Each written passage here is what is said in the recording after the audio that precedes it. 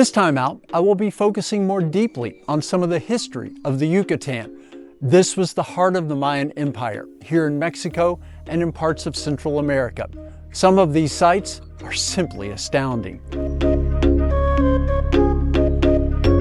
I will visit a couple of the most famous locations. That includes this place, Chichén Itzá.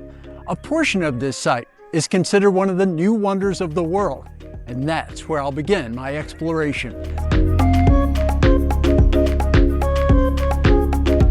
I was surprised to learn that the Maya civilization can be traced back as far as 2000 BCE, or before the Common Era. My thoughts had always been that it emerged shortly before the creation of sites such as the ones I visited. In this video, I feature stops at arguably the most famous Mayan site, Chichén Itzá, as well as another of the most important cities, Uxmal. Both are UNESCO World Heritage Sites and provide a view of civilization on the Yucatán Peninsula during pre-Columbian times. Chichén Itzá and Uxmal were most prominent during the late Classic and post-Classic periods, just before the Maya lost their status as the most dominant people in this part of Mexico. The exploration of these sites reveals an advanced civilization that demonstrated expertise in everything from architecture to mathematics to astronomy. First stop, Chichén Itzá. Some places take time to make an impression. That happens immediately here, as soon as the main temple comes into view. This is the Temple of Kukulcán, often simply called El Castillo. There is much to see at Chichén Itzá, but this is the highlight of the visit for most people. I mentioned earlier that this is one of the new wonders of the world. That doesn't refer to Chichén Itzá as a whole, just to this temple. That is because, in a way, this is a physical manifestation of the Mayan calendar. The building is lined up perfectly with the sun on the equinoxes and the solstices. This was built sometime between the 9th and 12th centuries. The pyramid rises 24 meters or 79 feet. The temple at the top adds another 6 meters or 20 feet. Its base is a square, measuring about 55 meters or 181 feet on each side. The dimensions of the structure are not what make it so famous. Mayan architects and builders used precision to create a cosmic clock. There are so many elements that add up to perfection. Each side has 91 steps. Combine those and count the platform at the top, and it equals 365, the number of days in a solar year. Its orientation is such that on both the vernal and autumnal equinoxes, the sun casts shadows that depict a feathered serpent descending to the bottom. This is where engineering and astronomy were fused together by an ancient people in such a way that we continue to marvel at their abilities over 1,000 years later. I circled the pyramid several times. Once I stayed as close as possible, checking out the details carved into the rock. On another circuit, I hung back, wanting to see how other visitors admired the attraction. Until a ban was enacted in 2008, it was possible to climb to the temple on the top. It is no longer allowed to protect the structure and to ensure the safety of those who come to see it. Even viewing El Castillo from every angle cannot tell the full story. Over the years, researchers have determined that 2 earlier pyramids exist inside of this one. Think of it as being similar to Russian nesting dolls. There is also said to be a cenote, or a natural sinkhole that exposes the groundwater underneath this. There is certainly a simple appreciation of what can be viewed. Knowing about elements that are not visible and understanding the meaning built into the stone raises the admiration even more. It's not only about the main centerpiece at Chichén Itzá. Many other buildings and monuments and temples are scattered over the grounds. This is the Temple of the Warriors, 40 feet tall and 133 feet wide. It is said to have been built in the 10th century of the Common Era. In addition to the obvious Mayan connection, this shows some influence from the Toltec civilization, which was present in the central part of Mexico. Many of the ruins here reflect that same Toltec impact. This was a site for rituals and ceremonies. Adjacent to the Temple of the Warriors, the space includes these columns. There are roughly 200 of them standing through the area, each over 2.5 meters tall. That's about 8.5 feet. Experts say that these supported a roof at one time, which covered a marketplace or room for gatherings. Next to the Temple of the Warriors is the Temple of the Long Tables. It is a smaller pyramid. This has 4 levels, which resemble plateaus. That is what gives the temple its name. The temples and the columns are situated to the east of El Castillo. To the north, there are a number of platforms and additional temples. This is the platform of Venus. The planet was important to the Maya, and they tracked it with great accuracy. Nearby is the platform of jaguars and eagles, as well as the lower temple of the jaguar. It's about at this point in exploring the site that there is a realization. Chichén Itzá is massive. At its height, as many as 50,000 people lived here. It would be impossible to come here and see everything in just one day. But think about this, only about 20% of what exists here is open to the public. Parts of Chichén Itzá that I didn't get a chance to see included residential areas and a couple of cenotes. My discovery was limited solely to those attractions surrounding El Castillo. There is just never enough time at a place such as this. I did get the chance to explore one other major component of the site. This is the Great Ball Court. It's where the Mayan game of Pactapac was contested. This is the largest ball court that has been found in Mesoamerica. It is 545 feet long and 230 feet wide, much larger than a field used for American football. Teams scored by sending a ball through hoops attached high to the walls by using just their elbows, knees, and hips. This was serious business, and matches often ended with the captain of one of the two sides being killed. On each end of the court, there is a temple, with the one on the south used as an entryway, plus also as a place for the elite and rituals associated with the game. From the 10th to the 12th centuries, Chichén Itzá was one of the most significant Mayan cities. Its status waned over time, and by the end of the 15th century, it had been abandoned. Experts speculate that causes might have ranged from environmental factors to political shifts. Today, though, this location has a second life, as people come from all over the world to see the remnants of the city and learn about its residents. One criticism that I've heard of Chichén Itzá is that it is too crowded. And yes, there are a lot of people here. About 5,000 to 7,000 individuals visit each day. For me, though, I didn't find that it really hindered my ability to enjoy the place at all. It is estimated that around 2 million people visit here each year. I paid around $35 for the privilege of being one of them. The Mayan ruins at Uxmal differ significantly from those at Chichén Itzá. This site is smaller and more compact. It was slightly ahead of the more famous site too, with construction of the primary temple beginning in the 6th century of the Common Era. Chichén Itzá is east-southeast of the city of Mérida. Uxmal is to the south-southwest. Crowds here are much smaller and more manageable. This is the main structure here. It is the Pyramid of the Magician. The architecture is unique: rounded sides, a steep slope, and an elliptical base. Some call it the most distinctive Mayan structure in the Yucatan. It was assembled in different stages over 300 years. You will see the pyramid as a singular structure, but it's more complicated than that. There are 4 temples integrated within it. One is on the ground, and the other 3 are at the very top.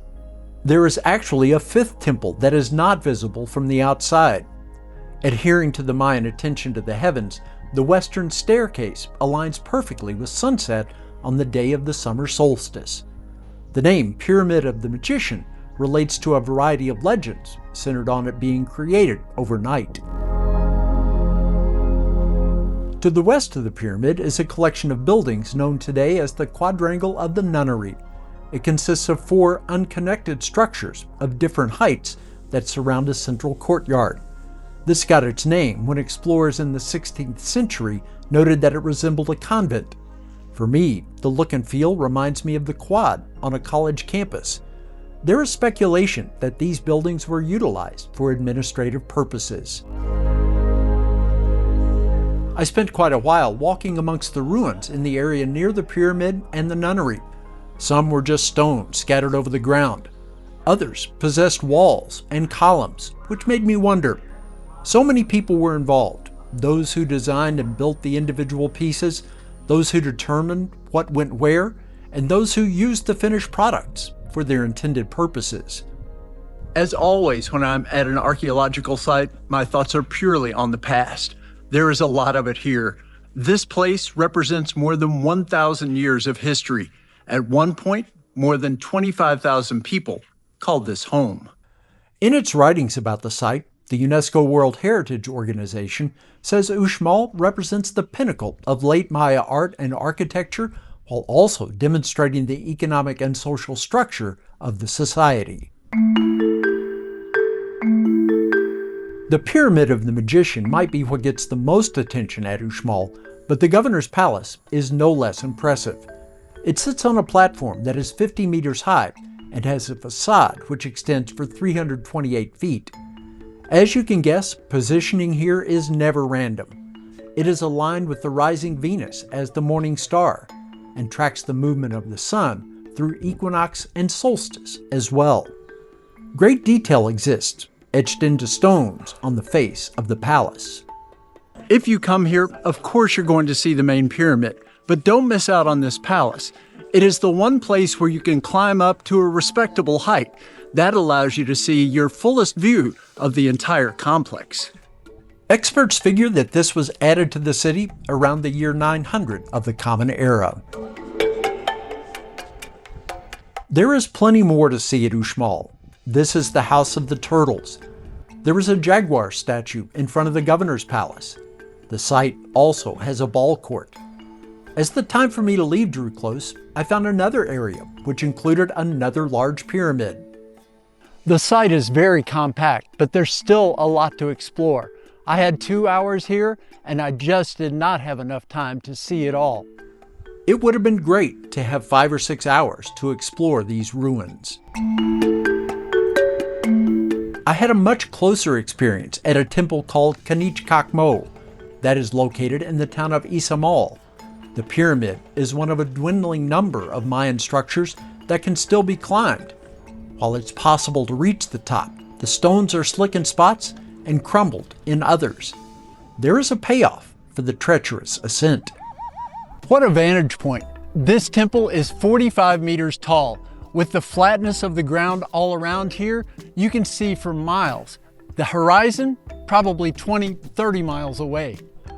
When compared to sites such as Chichén Itzá and Uxmal, this hardly draws any visitors at all. That doesn't mean it lacks significance. It is associated with the Mayan sun god. Offerings would have been made at sunrise and sunset. Izamal was a regional gathering spot, and this is one of the largest pyramids in the world of the Maya. Remember the main temple at Chichén Itzá? Well, this one is 4 times bigger than that, and it's because of the base. The base is over 200 meters by 100 meters. It is massive, and it's great to climb to the top. It is a bit of a scramble, but it's fun once you get there. It was a treat to visit ruins that most tourists overlook. Izamal is important for anyone interested in Mayan history for another reason.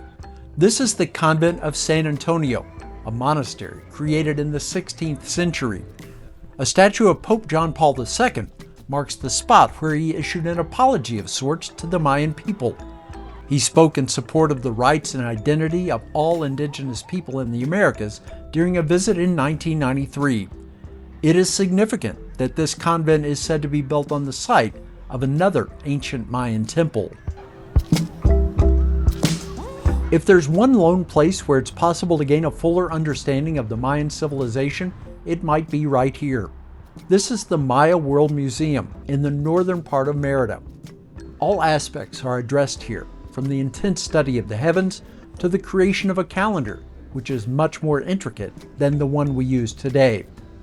Archaeological materials fill the bulk of the museum, designed to remove a bit of the mystery of the Maya and allow people to see them for what they were: architects, mathematicians, farmers, and more. It documents everything from the height of the civilization's dominance to its downfall and defeat at the hands of colonizers. One description says the museum is more than a collection of artifacts. It's a story written in and through stars, stones, cities, and centuries. I took 2 tours from Merida to see Chichén Itzá and Uxmal. They each included stops beyond the ruins. I took the chance to swim in the waters of the Cenote. Open to the sky, the large sinkhole was the 3rd cenote that I had visited, but the first at which I was prepared to get wet. What an unbelievable experience. The water isn't nearly as cold as I thought it was going to be. It's really refreshing. It is very clear as well. Then the sensation of being down in this pit with the water all around you and the rock walls rising above. This is something that everybody should experience at least once. If you are taking a tour and it includes a stop at a cenote, take extra clothes and a towel. You will be happy about that decision. On the Uxmal trip, we dropped by another cenote. This is the Canquiriche cenote. It is smaller than the other and much more like a cave. The water here, however, is the most beautiful shade of blue. Here is the most astounding part of all of this. It is amazing to find a single location like this, but official estimates are that there are more than 4,000 of these sites across the Yucatan. Unofficially, there might be many more. The fact that I was not prepared to enter the water here inspired me to plan better for the next time. Both tours included lunch. It was the one during the trip to Uxmal which stood out. In a small restaurant beside the road, I ate some of the tastiest food that I had during my month in the Yucatan. This lunch is almost like a plate of the greatest hits. I have an empanada, a panucho, and this salbute is better than any other salbute that I've ever had. I want to thank my guide Rodrigo for a special day trip to Uxmal, the cenote, and the restaurant. Taking a bit of time to get out and explore Mayan ruins and learn of their history is enriching. It is absolutely worth a day or 2 of your vacation to this part of Mexico.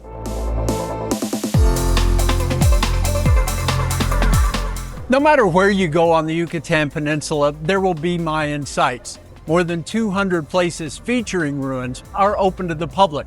One study has shown, however, that there are more than 4,000 locations where evidence of the Mayan civilization exists, and it's likely that many more have yet to be discovered.